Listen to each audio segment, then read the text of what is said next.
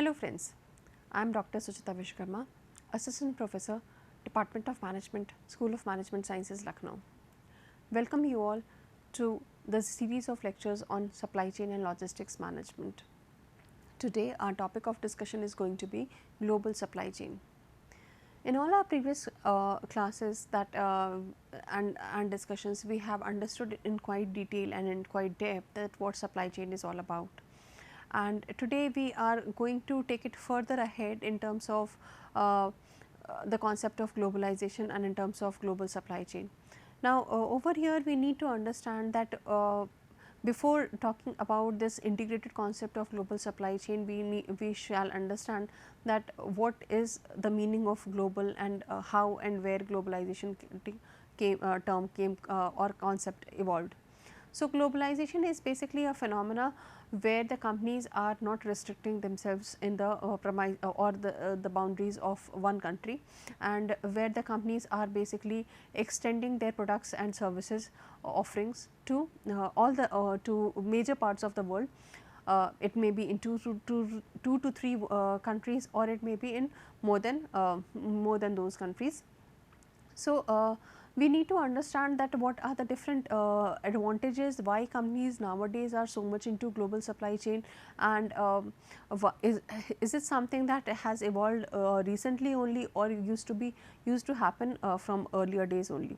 So, over here you need to understand that globalization is basically defined by various people, but according to WHO, globalization can be defined as the increased interconnectedness and interdependence of people and countries. That means the people and the companies who are located in different countries are not only connected, but are dependent on each other for performing their activities or offering the particular product or service to the customers. That means they are working in collaboration. It is generally understood to include two interrelated elements: the opening of international borders to increase the fast flow of goods and services, finance, people and idea, and the change in institution and policies at national and international level that facilitate or promote such activities. Now, over here you need to understand that when a company is operating in a particular country, then obviously they are required to follow the rules and regulations of that particular country only. For example, if I have a company and I am operating in India, I know that within the Indian boundaries, the rules and regulations will be same for each and every citizen and each and every company. So, it is probably easier for me to work, or and there are no restrictions for me moving from one city or one location to other. I can move. I can take my products, I can take my services, I myself can move, I can set up my factory anywhere across India. So, there are no restrictions. But this is not same with in case of global supply chain or in the case of globalization, because when there are a lot of countries, all the countries do have different set of rules and regulations. They have their own set of reservations, constraints, opportunities. And when I as a company want to take a leverage on the various opportunities by different companies, or want to cater to the untapped market of the various countries, then probably I must also adhere to the rules and regulations of all these countries. I must also adhere and understand the cultural changes, the taste in the changing taste and preferences of the people owing to their cultural heritage and all. And so, I must take in consideration that what is the pace at which I can move from one country to another, and how the things should be done. So, over here we need to understand the reasons of globalization, and though there are various reasons, I have taken into consideration few of them. The first is technology. With the globalization is one concept which existed since ages. Instances of the movement of people from one country to another can be seen even in prehistoric ages also. That means people used to move from one place to another for search of better habitat. But then with coming of better technology, not only in terms of communication, but also in terms of commutation, where people could move from one place to another at a high speed, at a faster pace, then that led to faster and frequent movement of people, and that also led to opening up of market to the people. That means, if I am not able to go anywhere from my city, then probably I will not know that what are the characteristics or the preferences of people outside my city. But if I am able to travel a lot, then I will understand that what other needs, preferences of people across other apart from my other than my city also, and then probably if I have something which I can, through which I can fulfill their needs, then probably I can do so. So, technology is one big factor which is leading to the concept of globalization. Even after coming after the Second World War phase also, this technology had played a lot of role in increasing the demand of various products by the people across the world, and that also led to increase of competition, because lot of companies started coming into various sectors and realized that there are lot of demand by the customers for various products which needs to be fulfilled, and which was obviously backed by industrial revolution, where they were able to produce in higher quantities, in larger quantities, because of existence of better machineries and technology. So, this is one of the major reason of globalization. The second reason is lower tariffs. There are there are countries which have different types of, I mean all the countries have different kind of rate structure, taxes structure, and in case there are countries which have lesser taxes, lesser rate structure, more availability of a particular kind of resource, then probably a company may think of leveraging that particular country in terms of fulfilling the need of the customer, or getting a product manufactured from there, so that the company can take the benefit of lower taxes. So, this is also one of the important reasons. Coming to improve transport, as I said, the technology has not only helped people communicate, but also helps in commuting also. Now, we have lot of methods of transportation, starting from road mode of transportation to water pipeline. Then obviously, we had already discussed in transportation modes also. We have air modes of transportation. So, now transportation has improved a lot. The speed at which we can move products from one place to another has also improved a lot, and that also has led to the concept of globalization. Then capital and labor mobility. The company also needs to understand that whether the capital that they have, not only in terms of money, but the assets also, if they are mobile or not. If the company feels that the money and the assets are mobile, that means can be transferred from one place to another, can be taken from one place to another, then that would also help in globalization. Because if I feel that yes, I have certain machineries which I have right now in my city, and but very easily I can take it to some other city from where I can operate, and I can start functioning and can start fulfilling the needs of the customers over in that particular city, then probably this will help me move, and this is what is the concept of globalization. Labor mobility is almost similar, and that means the freedom that I have in moving the people from one place to another, and which will obviously help me produce the product or service. Now, combining this concept of globalization with supply chain, though we have already discussed a lot about supply chain, but let us have a recap about what is the concept of supply chain. A supply chain is a network of facilities, activities that perform the function of product development, procurement of material from suppliers, movement of material between facilities, manufacturing of product, distribution of finished goods to the customer, and aftermarket support for sustainment. Now, over here you need to understand that supply chain is basically movement of three things: money, information and product, from suppliers to customers and back from customer to supplier. That means all the things which are involved in fulfillment of the need of the customer. For such things, the company is required to get a lot of raw materials from different suppliers, and these suppliers will be sending the raw materials, different kinds of raw materials to the producer, who will be converting these raw material into a finished product, and then this finished product will go to the distributor. The distributor will will send it to the further retailer, and retailer will further deliver it to the customer. Now, this is related to the movement of goods, but then in the reverse form, the information regarding the product, the feedback from the customer, the money that the customer will be paying in exchange of the product will also be coming back from the customer to the supplier. So, this complete chain, that means the complete all the activities, people and organization who are involved in smooth running of this complete chain is called supply chain. And since supply chain is an interdependent activity, that means all of them are interdependent on each other. So, that makes it a chain concept.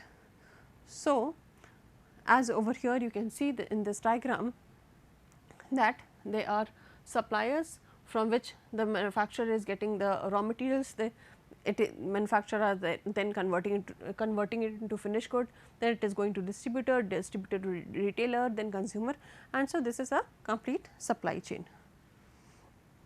So, now coming to the concept of global supply chain. That means, we have understood what is globalization in isolation, and then we have also understood that what is supply chain. Now, we are integrating these two concepts to understand global supply chain in more details. So, as per the definitions, if you see, a global supply chain is made up of interrelated organizations, resources and processes that create and deliver products and services to end customers by operating beyond the boundaries of nation. This is something very important, where the company who is producing the product or service is not restricting themselves in any country. That means, they are operating maybe in 2 countries or more than 2 countries as well. According to the definition given by Tiwari and Jain in 2013, global supply chain management refers to the design, planning, implementation, control and monitoring of supply chain activities with the objective of creating net value, creating a competitive infrastructure, influencing worldwide logistics, coordinating supply with demand and measuring performance globally. This basically means that in global supply chain management, the company is going to properly design, integrate all the various activities that they do, understand that how well they can leverage on the various resources available across the world, understand that how by leveraging the various resources available across the world they can make a competitive advantage, how they can take a competitive advantage, how would they coordinate with all the companies and countries, and how will they meet the demand and supply of the people, of the customers across the world, and how they are going to measure the performance as well.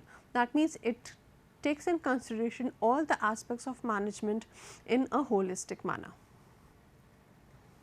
As you can see from this particular figure, this particular picture that I have pasted, you can see that a particular company, for example, if wants to go or enter into global supply chain, may take a decision to operate into different countries, and through which all these countries are interconnected. As you can see that all these white lines can show are showing that how they are interconnected, and this interconnection could be in terms of providing a logistic services, providing a transportation service, providing a warehouse facility, providing customer support services, providing a manufacturing assembly line, or anything. So, that means, in a supply chain all the activities may be done in different countries. So, we are considering the entire globe as a one platform, one flat platform, and where different functions are performed in different countries. So, basically global supply chain tries to take leverage on 4 aspects, and that is global logistics, global purchasing, global operations and global market channel. What do I mean by this?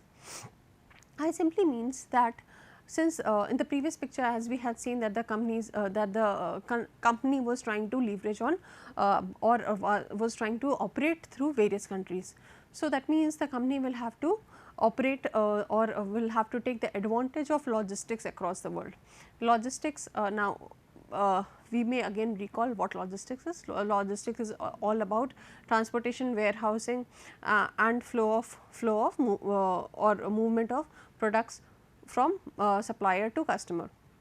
So, that means the company would be trying to take the benefit that how in a planned manner how they can take the make the or design the network of the countries through which they can have a better procurement of material, or they can procure the material at a lower cost or in a better quality, and how the movement can be done in an effective manner, and how transportation can be done in an effective manner, so as to not only reduce the cost, but also improve the quality of the product and have a enhanced value in the customer's mind also. So, that is global logistics.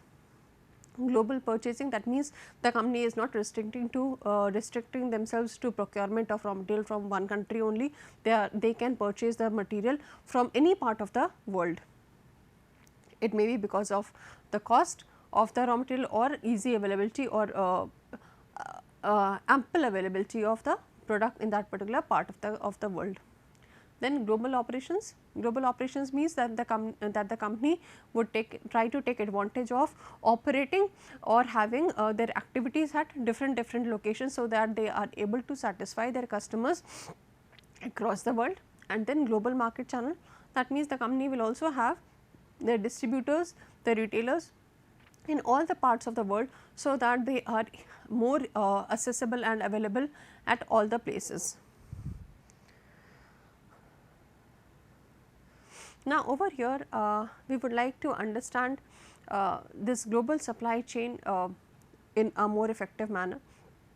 Since global supply chain is something which is very commonly used by many of the companies today, for example, the very well known companies like be it Apple, be it Nike, be it Adidas, all the companies which we usually consider the multinational companies are taking the advantage of global supply chain. So, over here in this lecture of ours, I have taken example of a Barbie doll. I am sure all of us have played with the Barbie doll and have always been amused by its beauty and concept, but have we actually thought of that from where this Barbie doll originates, or rather how in India we receive this Barbie doll? Is it actually manufactured only in US and then brought to India, or how is it operating? So, let us understand it in quite a detail. This is a Barbie doll case, and as you can see, the Barbie doll, all of us know, is basically from a US organization and is sold across the world. So, the manufacturers of the Barbie doll is in US. The Barbie doll network is global, because everywhere across the world you can see and find Barbie doll kids playing with the Barbie doll. But the plastic and hair are sourced from Taiwan and Japan. That means the company is procuring the various kinds of materials from different parts of the world, and for plastics and hair the sourcing is done from Taiwan and Japan, probably because due to the better quality of plastic and hair and the cheaper quality of plastic and hair available in Taiwan and Japan. The molds and paints decorating the dolls are from US. Assembly is done in low cost in Indonesia, China and Malaysia. We all know that these Asian countries, that is in Indonesia, Malaysia, China, even India, have cheap labor resources. So, this company is basically taking advantage of getting the dolls assembled at these places, Indonesia, Malaysia and China. China supplies only cotton cloth and the labor.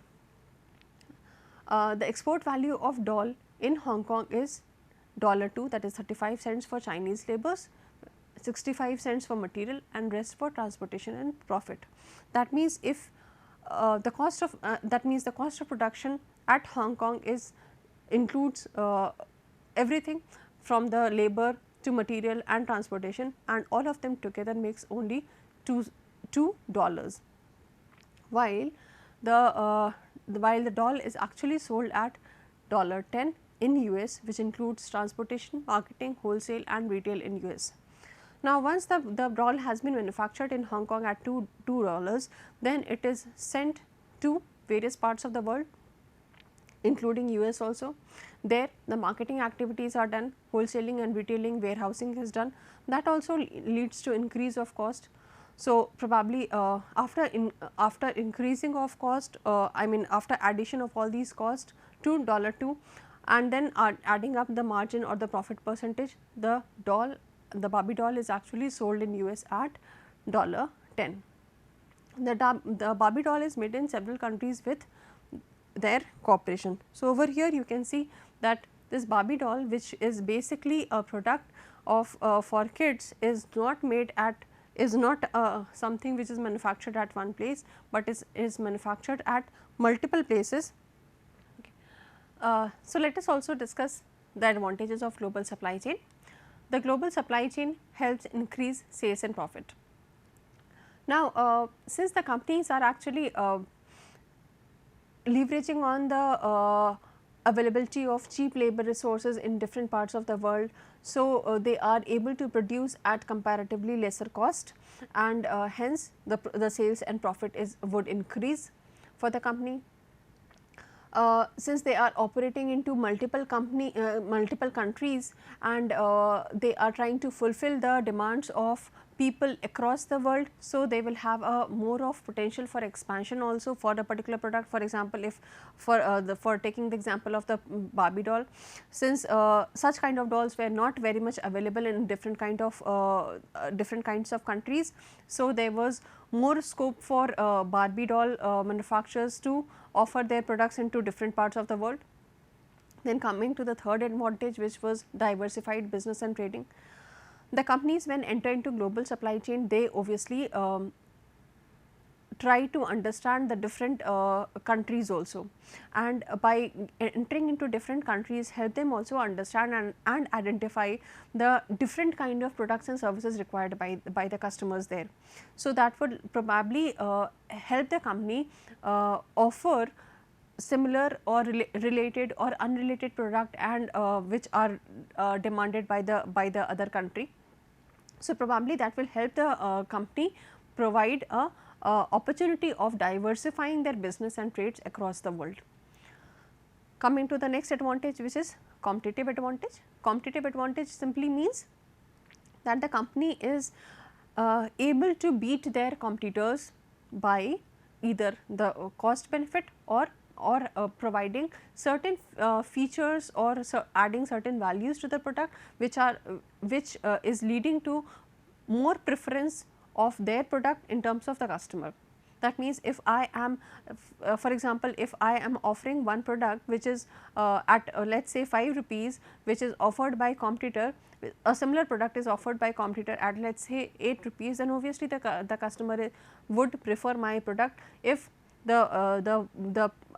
for by offering that 5 rupees of product, I have not deteriorated the quality. That means, the quality is also good and the cost is also economical to the customer. So, there is a chance of the customers preferring my product. So, that is basically competitive advantage. So, over here, as I said, that it could be either due to cost or due to the value that I have given to the customer. Untapped market is something that I had already discussed. Now, coming to economies of scale. Economies of scale is basically a concept where the companies are trying to take the benefit because of the large size production, large number of production.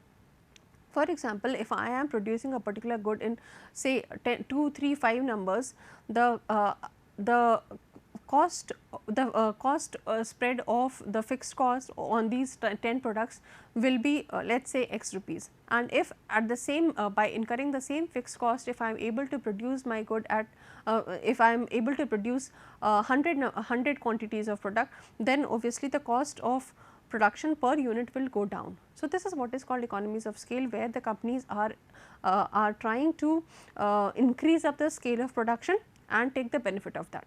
Now, why do companies actually want to increase the scale of production? Because if I have a smaller size of market or the customers, then probably I will require to produce in smaller quantities only. But if I am catering to a larger market size, that means if I am catering to the needs of the customers worldwide, then obviously the amount of units that I need to produce is in larger quantities, and so I will be able to benefit on this economies of scale.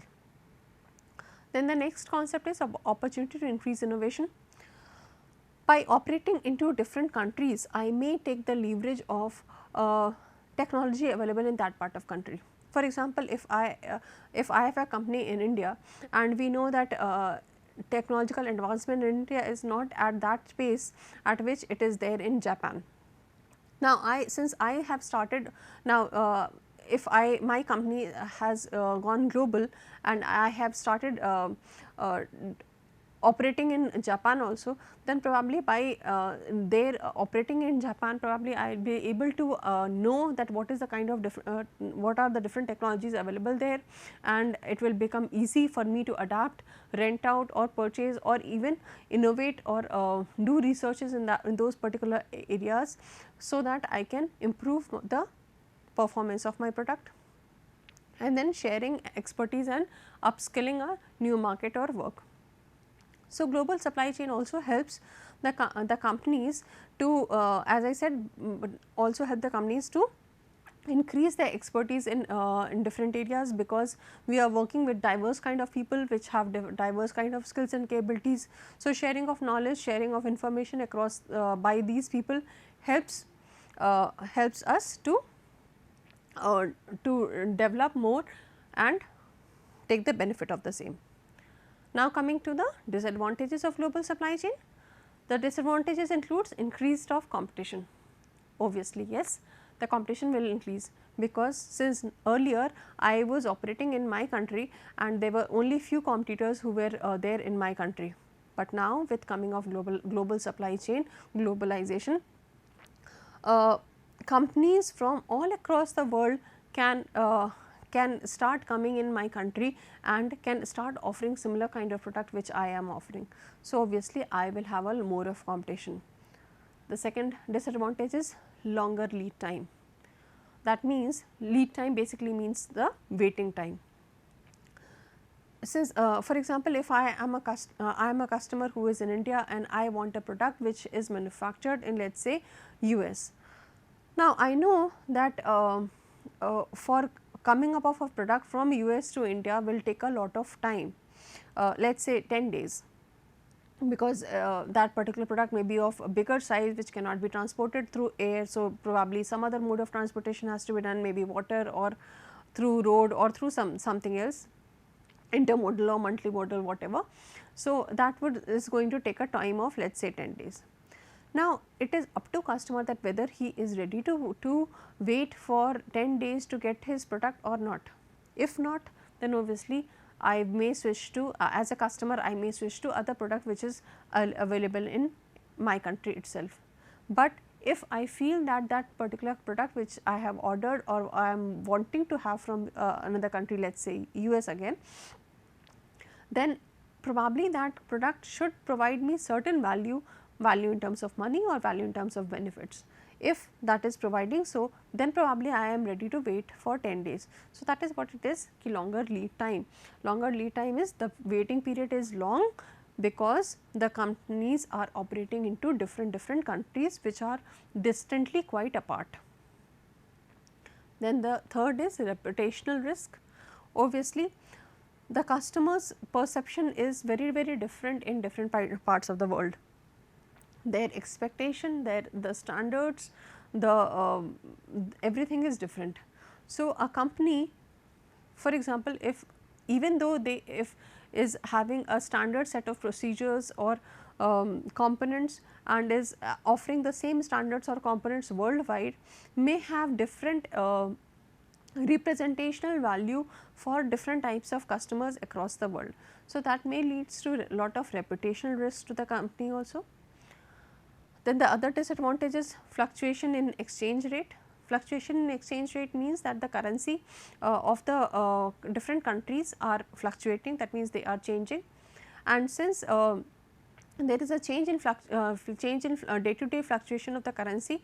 So, the raw materials that I have got previous day may have the cost of that raw material may have increased maybe today, or the may increase in next month because of the change in fluctuation, may change in the currency rate. So, that is fluctuation, and that fluctuation will obviously have an impact on the profit and the sales too. Then challenges with communication, because the companies are actually have to coordinate and control and monitor the operations and the activities across the world. So, there is a continuous and rigorous requirement of establishing a very smooth and very efficient communication system across the world, because each and every information needs to be passed to each and every nodes people organization. And so, there is a lot of challenges because people may not interpret the information in the same manner as has been communicated, since we know that communication process is two-sided and also has lot of noises factor in it. So, this noises factor can obviously distort the content, the objective of communication, and this may lead to problems or hurdles in future. Then increased risk exposure based on pestle factors. Obviously, the companies are basically exposed to lot of risk leading to the dynamicity of pestle factors. Now, what is pestle factor? Pestle factor is political, economic, social, technological, ecological and legal factor. So, now since each of the country has independent pestle factors, have independent micro factors, that means the competitors, the customers, kind of customers, the suppliers, the distributors, the governments are different. And so, the change in the pestle factor in one country may lead to delay or problem of manufacturing or the kind of service which is existing in that particular part of country. So, a company who is entering into global supply chain must understand the pestle factors of all the other countries as well, and must be ready, very responsive to alter their strategies, alter their decisions according to the changes that are happening in other countries. Then coming to loss of control. Loss of control does mean that since the company is operating into different countries, so it may not be probably feasible and possible for all the companies to have a proper coordination all the time, and that may lead to loss of control by the parent company. Loss of control in terms that for example, if the company with which I am interconnected or related, which is there distantly apart, if something is happening, some pestle factor is changing and I miss a control, I do not have proper communication, then I will get I will not be able to understand that what is happening and how it is going to impact the organization and the performance of the product. So, that is what is disadvantage of control, disadvantage of global supply chain. Now, for further details you may refer to the following references. Thank you.